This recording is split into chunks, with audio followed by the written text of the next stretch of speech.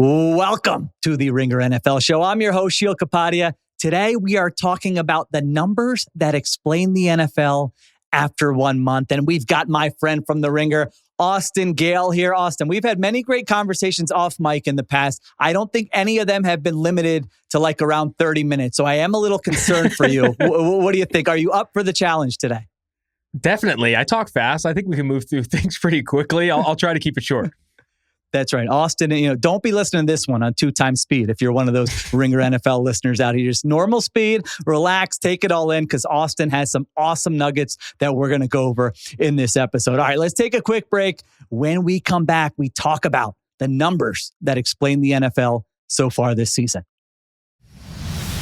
This is the Ringer NFL Show presented by FanDuel. And if you're betting on the NFL, FanDuel's the place to do it. They've got everything. Same game parlays, quick bets for when you want to jump in live, and your way so you can set your own lines. The app's fast, it's easy to use, and best of all, when you win, you get paid out instantly. Download the FanDuel app or go to FanDuel.com/RingerNFL to get started. The Ringer is committed to responsible gaming. Please visit rg-help.com to learn more about the resources and helplines available, and listen to the end of the episode for additional details. Must be 21 plus and present in select states, and 18 plus in DC, Kentucky, and Wyoming. Gambling problem? Call 1-800-GAMBLER or visit rg-help.com. Call 1-888-789-7777 or visit ccpg.org/chat in Connecticut.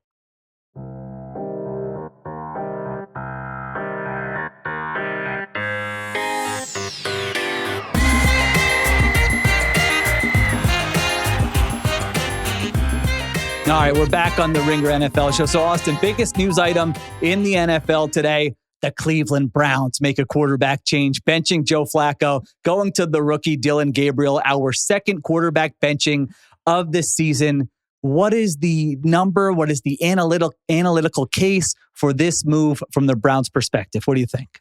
What's funny is I don't know necessarily if you need an analytical case to bench Joe Flacco, just given how he's played. He's got 8 turnovers this year. That's not a big number. But I was writing about Deshaun Watson, or tweeting about Deshaun Watson a lot last year, saying, oh my gosh, it's the worst start for a Browns quarterback in franchise history by EPA, by dropback, by success rate. Joe Flacco has been worse. He's averaging negative 0.32 EPA per dropback, worst of any Browns quarterback in weeks 1 through 4 this millennium. Yes, worse than Deshaun Watson's disaster class last year. I think that the other interesting wrinkle here is how bad he's been just on both sides in when he's pressured and when he's not pressured. But when not pressured this year, and everyone's talking about Browns offensive line, they're battling injuries, both tackles are hurt. When not pressured this year, he has a 40% dropback success rate. That's lowest in the league by over 4%. He has been unplayable, absolutely unplayable. I'm not surprised that they went to Dillon Gabriel this week.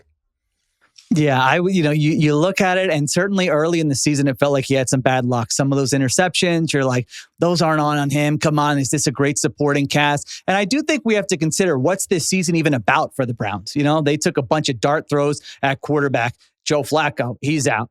Kenny Pickett, out. Now it's Dillon Gabriel and Shedeur Sanders, presumably the rest of the way. And I think you're 1-3. You have a bottom 3 offense with Flacco. Now you move on to hey, let's do some information gathering on Dillon Gabriel. I'm sure in their heads they thought, hey, we got a good defense. Maybe we sneak out a win or two early in the season. And if you're 500, maybe you're not making the move, even if you just win one more game. But now they have to look ahead, because this is a team, remember, it's not just about this season. They've got Jacksonville's first-round pick next year. So they've got their own, they've got Jacksonville's, and they need a quarterback. So it's like, all right, get some information on Gabriel, see what he looks like in this offense, figure out what's your offseason plan going to be. And I think that's why they made this move. Now, what are your expectations? Because you made the point.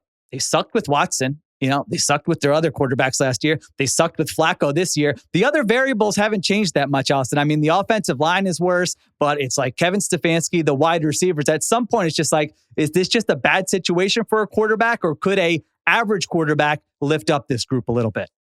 It's obviously a bad situation. Jack Conklin, their right tackle, he's missed their last 3 games. You don't know how long he's going to be out. DeJuan Jones, their left tackle, he's out for the season. They just traded for a Texans backup tackle. We know how bad that Texans offensive line has been all year. Imagine getting a backup tackle. So it's not a great situation. Yeah. It's not a great situation, but I think where the problems have been with Flacco, just looking at more of these numbers, he's bottom 3 in EPA per dropback when pressured. He's only completed 39% of his passes when pressured this year. When you move him off the spot, so looking at out of pocket, he is the lowest ranked quarterback in EPA per dropback when moving out of pocket as well. Like, he has really struggled when the pressure's on, and I think the Cleveland Browns know when trading for Cam Robinson that this is not going to be an offense where you can have a statue back there at quarterback. Dillon Gabriel, he's very short, but also spry. I was looking back through Todd McShay's analysis of him. He kind of compared him to a Tua Tagovailoa light in terms of him getting out the ball quickly, being accurate with the football. I was talking to my buddy Mike Renner, a draft analyst at CBS Sports. He was trying to convince me he should have gone in the 3rd round. He thinks he's a starter. Wow. So I do think that they are confident in Dillon Gabriel just being able to execute the offense quickly and handle pressure better. And I want to go back to something you said. This isn't a good defense. It's a great defense. Like, this Browns defense is reminiscent of what they were in 2023. This isn't what the defense was last year. Myles Garrett, obviously a force multiplier. Jim Schwartz being there, he continues to be well.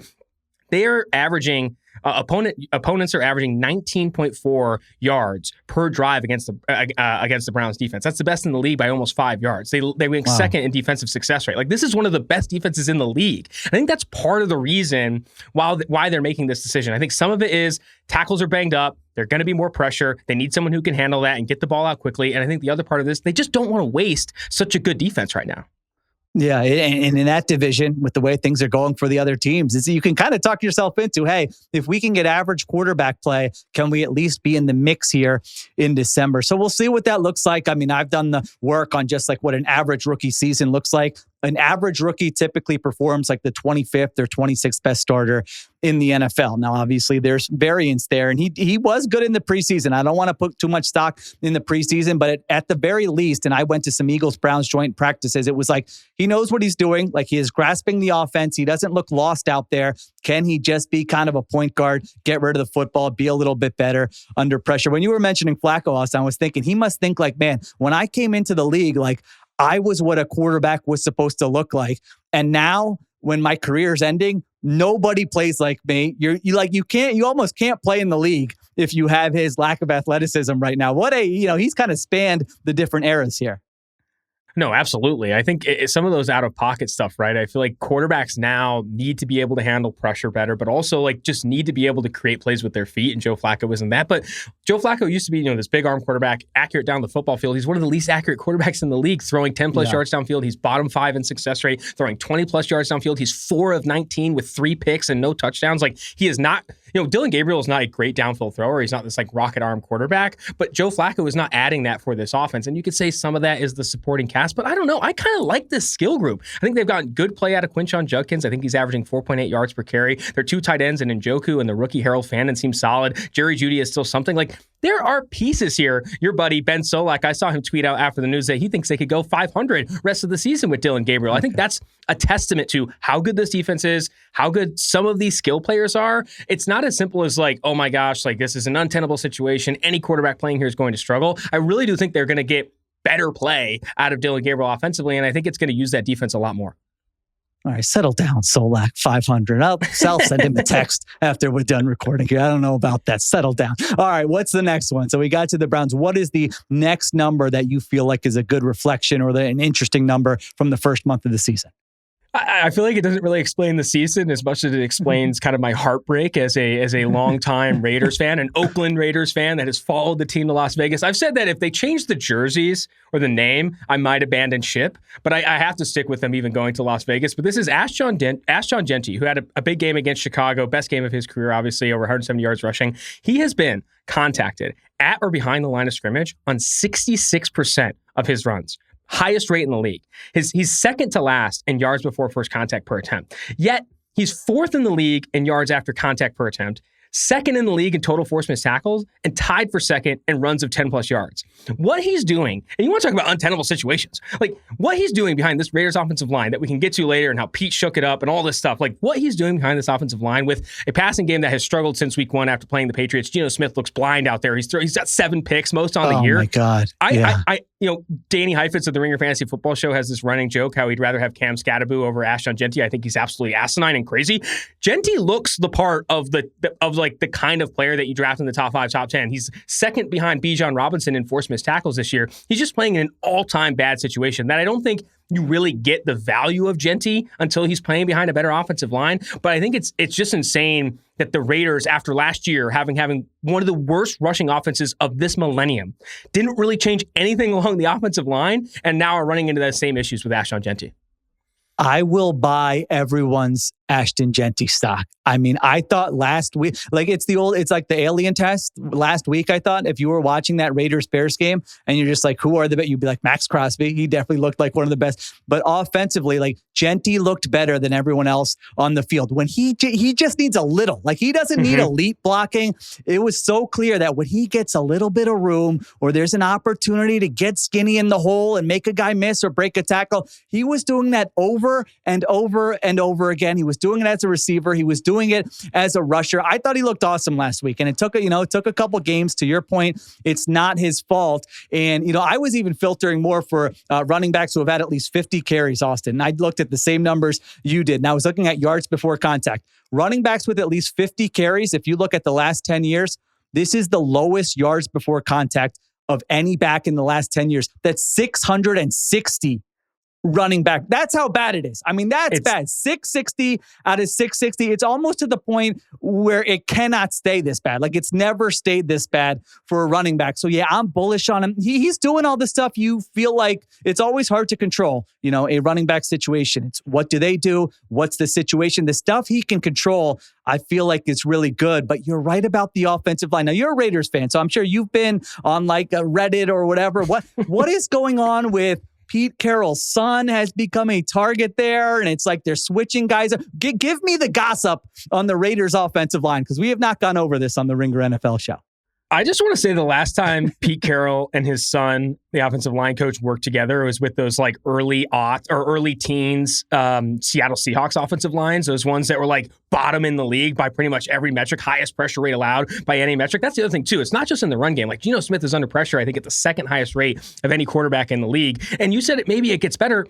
Colt Miller, their left tackle, their best offensive lineman by a country mile, is now on the injured reserve with a high ankle sprain. It's going to get worse. They brought in Stone Forsythe, who's not been with the team, brought in the offseason. He's going to be that swing tackle at left tackle.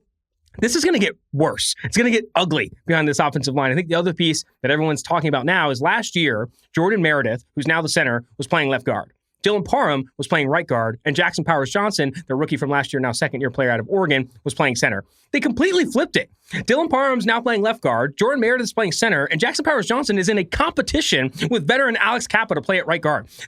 And then they have DJ Glaze, the right tackle, who, God bless his heart, but not the athlete you need to be getting scoop blocks on the backside. I think there are a handful of plays that really stand out to me on why Jeanty is very good, but why this offensive line is also struggling. On 3rd and 4th and 1, or 3rd and 4th and 2, they are 41% rushing success rate. It's the worst in the league. And there's a play against the Bears where Jordan Meredith pulls and blocks nobody, and Andrew Billings comes right up the middle and blows him up, and then Sewell forces the fumble. There's another one, a toss play, where Ashton Jeanty ends up gaining 13 yards, but Bowers misses a down block. He's playing hurt. They don't have Michael Mayer. He was out this game with concussion.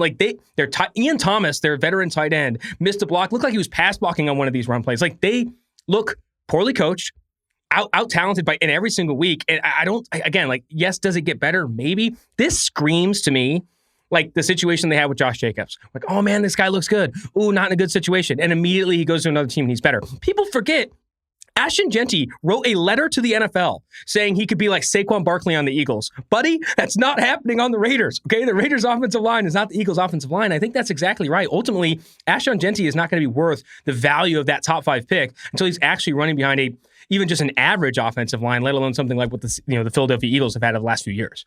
Yeah, I'm a little more, it can get to below average, but not the worst of the last 10 years. There were last week, I'm telling you, if you watch Ashton Jeanty's carries last week, you're he doesn't need a lot. This guy is good. He can do it. But yeah, it's tough there. I mean, Chip Kelly's probably happy that Pete Carroll's son is the O-line coach because he's escaped all the heat. Geno Smith is playing the worst football of his career. The offensive line stinks. Brock Bowers Is he healthy? Is he not healthy? You know, they're not. He's not. You go back and watch the tape. Yeah. Like, he is trying to block. They're asking him to block a lot. They want to run a lot of 12. They wanted to do it with Michael Mayer, but he's missed some games now. Yeah. There was multiple games in that Washington game 2 weeks ago where he's trying to block. It's not working out, and he's like limping back to the huddle. It's like, geez, we do not need to be playing a banged up Brock Bowers in this situation. Needed, like, especially if Geno Smith is just throwing directly to defensive backs now.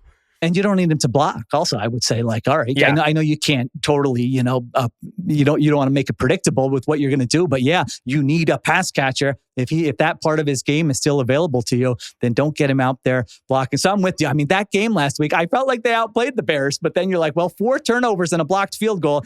You almost can never win an NFL game. So they're 6.5-point dogs in Indianapolis this week. We'll see what that looks like. All right, let's take a break. We come back, a couple more numbers to get to. The Ringer NFL show is brought to you by FanDuel, and FanDuel's keeping the energy up with their $2 million jackpot every Thursday game of the NFL season. Here's how it works. Opt in and place an anytime touchdown scorer bet on that night's NFL game using your profit boost. If your player scores the first or last touchdown of the game, you'll earn a share of $2 million in bonus bets. First touchdown, you're in. Last touchdown, still in. Both? That's a big night. Head to FanDuel.com/NFL to download the app and get started. FanDuel, an official sportsbook partner of the NFL. Must be 21 plus and present in select states, or 18 plus and present in DC, Kentucky, or Wyoming. Opt in. Must apply profit boost token on select market. Prize pool to be split equally among all eligible participants who made the correct first or last TD pick. Bonus issued as non-withdrawable bonus bets, which expire 21 days after receipt. Restrictions apply. See terms at sportsbook.fanduel.com. Gambling problem? Call 1-800-GAMBLER or visit rg-help.com. Call 1-888-789-7777 or visit ccpg.org/chat in Connecticut. All right, back on the Ringer NFL show. What's your next one, Austin? What do we got? This is, I think, my favorite, as much as I love the Jeanty stuff and the offensive line being terrible. Aaron Rodgers and this Pittsburgh Steelers offense, I don't think we've seen anything like it. 71% of Aaron Rodgers' yards have come after, and this 73% in just the game in Dublin, but 71% on the season have come after the catch. Highest of any player this year by over 13%, and highest of any quarterback in weeks 1 through 4 this millennium.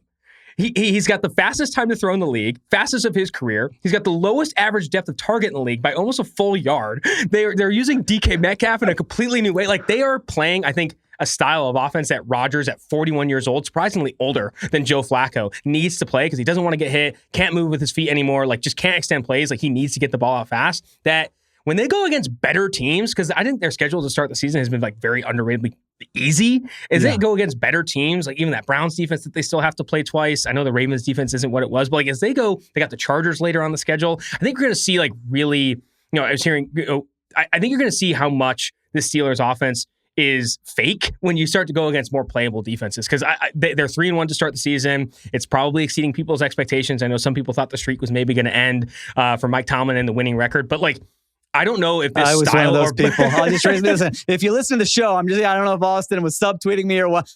Listen, there are many old takes exposed of me on the Pittsburgh Steelers out there. It's kind of an annual tradition. I predict something bad's going to happen to them, and it doesn't happen. But I am with you. It's like, is this sustainable? And just the depth of target you mentioned. So Rodgers is under 5 yards, his average pass. Do you know how many quarterbacks in the last 15 years have gone through a season with an average depth of target under 5 yards? I'm going to say 2? The answer is 0. Austin. Okay. This hasn't happened. So no, it's not sustainable. The closest we got was Alex Smith in 2020. That was 5.1. Only 4 quarterbacks in the last 15 years have been under 6 yards, and he's under 5 yards. So no, and the thing is, like, so if you want to play that way, the yards after the catch have to be unbelievable, which DK Metcalf, I think we both agree. It's like, oh, he had this in his game. That's pretty cool to see. And like, all 4 continuing to use that. But the run game's got to be good. You can't turn the football over. And Rodgers, surprisingly, is 25th in turnover-worthy play percentage. You look at a lot of the metrics, they're like a mediocre offense. And I feel like that's with a lot of things have gone right for them. To your point, the schedule. I don't think the defense has been great. So they're 3-1. The rest of the division has a lot of issues. So they definitely have a chance. But I'm with you. I'm still kind of selling that what we're seeing with this Steelers team and specifically the Steelers offense, that it's real. I think that the defense has been worse than the numbers suggest too, because Agreed. You look at where they rank in like success rate, EPA per play, and even like one of my favorite metrics is just like opponent yards allowed per drive. They rank bottom 3 in a lot of those metrics. Where they've had success is forcing turnovers. I think 3 of them have come off of Cameron Hayward tip passes, and like 3 of them also came inside like the 20-yard line against the Pats. Like I think it's been a volatile, weird start to the season. I think Aaron Rodgers lost a fumble against the Vikings, but that play was nullified by penalty. He lost another fumble that bounced right into Broderick Jones' hands, and they still ended up getting a first down. You go back to week 1, remember that pass that hit DK Metcalf and then another player and then landed in DK Metcalf's hands? Like, they've had a crazy, lucky start to the season. I don't ultimately think a lot of this stuff is sustainable. DK Metcalf, I mentioned how they're using him. I think maybe it makes sense. It's the lowest ADOT by a lot, like almost like cut in half what he's had in his career. And I think getting him on slants, getting him on screens. The other average depth of target number I like for this that is like insane to me, they're throwing on average 4.7 yards short of the sticks, which is 1.5 yards shorter than any other quarterback in the league. You look at some of these long third downs, the amount of times that Arthur Smith is trusting Rodgers to actually deliver a ball beyond the 6 is very minimal. Like 3rd and 11, 3rd and 8 plus, this guy's throwing screens, slants, stuff over the middle. They're getting a lot out of Jalen Warren, making plays with the ball in his hands. Like, watching back this tape, it is honestly disgusting. And I think that the Steelers have had some very lucky turnovers on defense, and the style of offense that they're playing against the defenses that they've had, they've been able to have success. I think when they go against better competition, I think someone mentioned, I think it might have been on the Bill Simmons podcast or the Ringer Gambling Show, they feel like, to me, like a team that's going to make the playoffs and then get blown out in the wild card round. That feels like the trajectory for this Pittsburgh Steelers team. Which, that's better than what I even anticipated. I didn't have him as a playoff team. Tomlin looks happy, though. He loves this little, throw it 3 yards and just, we'll get these turnovers. He seems very happy on the sidelines. All right, Austin, give me one more. What's your last one here? So I know you guys talked about this on Philly Special, which I love. Love listening to Philly Special. Shout out to my guy, Cliff. Cliff's one of my favorite producers at the Ringer. I love every time that guy's on mic, every time I get to see him outside. Glue guy. He's the man. But I think it just has to be mentioned, and this is a simple one here. Saquon Barkley is averaging 3.1 yards per carry. It's tied for second lowest among backs with at least 40-plus carries this year. And I think more important than that, and this is why it feels so crazy compared to last year, his longest rush is 16 yards. By week 4 of last year, he had 4 runs over 20 yards, including 2 where he went over 50 yards without even being touched. I think some of this, and you guys talked about this on Philly Special, I think some of this is offensive line injuries, is Landon Dickerson playing hurt, Tyler Steen has been in and out, Lane Johnson's been in and out. I think the other part of it too, and I pulled the stats from PFF, last year they were running outside zone.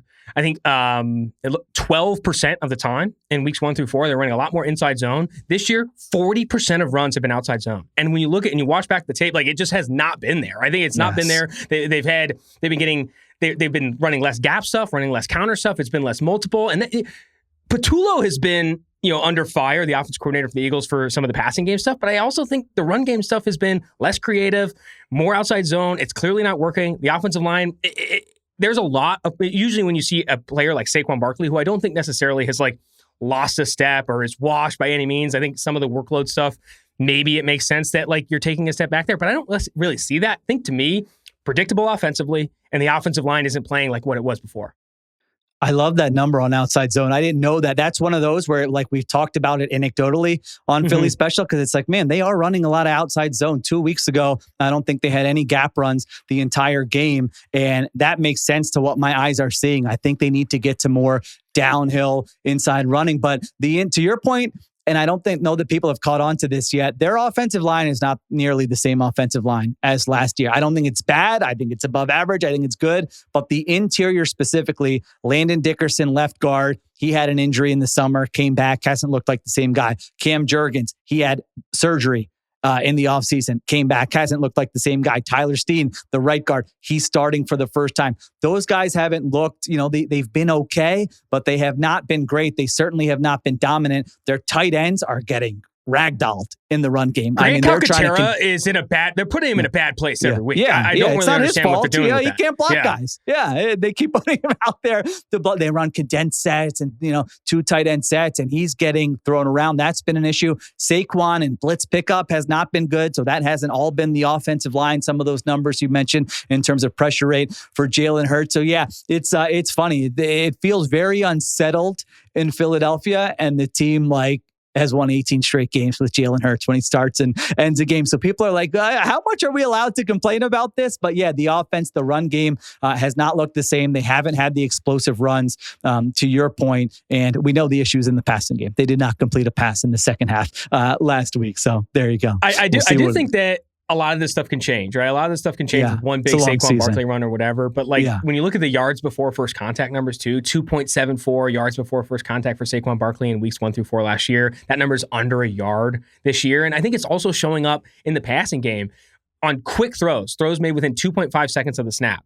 Jalen Hurts has been under pressure on 29% of dropbacks. That number last year was 21%. Tyler Steen ranks 52nd in pressure rate allowed. Ed Dickerson ranks 65th in pressure rate allowed. I thought Cam Jurgens specifically struggled against Kobe Turner and the Rams last week. I think that the offensive line needs to be a juggernaut for them to be the type of, offense that they want to be. And that doesn't even get into lack of creativity in the passing game, calling more outside zone, being a little bit more predictable there. I think that they could be running more play action, honestly. I think there's a lot of stuff there that I think the Eagles need to fix. Now, it's hard to say that about a team that's 4-0 coming off a Super Bowl win, but this offense is clearly not where it needs to be if they're going to be beating up on teams and not going into these games and kind of sweating these things out. It's a mediocre offense anyway. You can look at whatever stat you like to look at. It's been a mediocre offense. They cannot play a full game. They have one half where they look great. The next half, they can't do anything. Jalen Hurts has been a big part of the run game. I actually think it's kind of underrated what an impact he's had. Even when they had Miles Sanders and DeAndre Swift, the run game was good. And it was offensive line, but it was also because Jalen Hurts was really good in the designed run game. I think they've been a little hesitant to use him that way, knowing we want him healthy. It's a long season. You saw it last week, but it's kind of you might need that to get this run game going a little bit. I'm with you, though. Small sample. I think Saquon Barkley still looks explosive, and he's some of these 7-yard runs that he has, you're like, that was incredible. So it takes one big game this time of year to flip all those numbers. And, I don't know that we'll see it this weekend against the Broncos. They got a big matchup against Denver, and they've got a great defense for sure. But maybe after that, it starts to flip a little bit. All right. We did it. Thank you. They said it couldn't be done. Austin Gayle says, nobody believed in me. I believed in myself. I believed in you, Austin. Thank you to Austin Gayle from The Ringer. I will be right back with the Hurry Up. All right, the Hurry Up is our closing segment where I give you a take on something happening in the NFL. And we got a pretty fun game Thursday night. Rams, 49ers, Sean McVay, Kyle Shanahan. Now, the Niners are banged up. No Brock Purdy, no Ricky Pearsall. So I want to focus on the Rams here because I ripped Sean McVay's game management a couple weeks ago after that Eagles game. And don't get me wrong, I stand by that. But I want to be fair and say that he has been awesome as a schemer this year. The Rams have a top 3 run game. It's schemed up beautifully. Everyone's involved. Everyone knows their assignments. And then they're using heavy play action with Matthew Stafford. I mean, I'm talking a top 3 rate in the NFL. And they're creating so many explosive plays when you watch them every week through the passing game. Puka Nacua has been one of the best players in football through 4 weeks. So offensive coaches, they all kind of say the same things usually. We got to marry the run game to the pass game. That's something you hear from offensive coaches around the NFL. McVay, I feel, is doing that as well as any coach in the entire league right now. So Rams were a trendy Super Bowl pick in the spring. Then you had the weird Stafford injury stuff that scared everyone off, including me, by the way, in the summer. But now they're 3-1. Only loss was to the Eagles on the road in a game they led 26-7. I'm still a little worried about Stafford getting through a 17-game season at this stage of his career. But if you told me the playoffs started next week, I would absolutely have the Rams in the Super Bowl mix in the NFC. So we'll see if they can take care of business against a banged up Niners team. Long way to go, but I've been really impressed with Sean McVay through the first month of the season. All right. Appreciate everyone listening. Thank you to Christopher Sutton for producing. Kiera Givens on social. Additional production supervision by Conor, Nevins, and Arjuna Ramgopowell. I'll talk to you tomorrow on the Ringer NFL Show.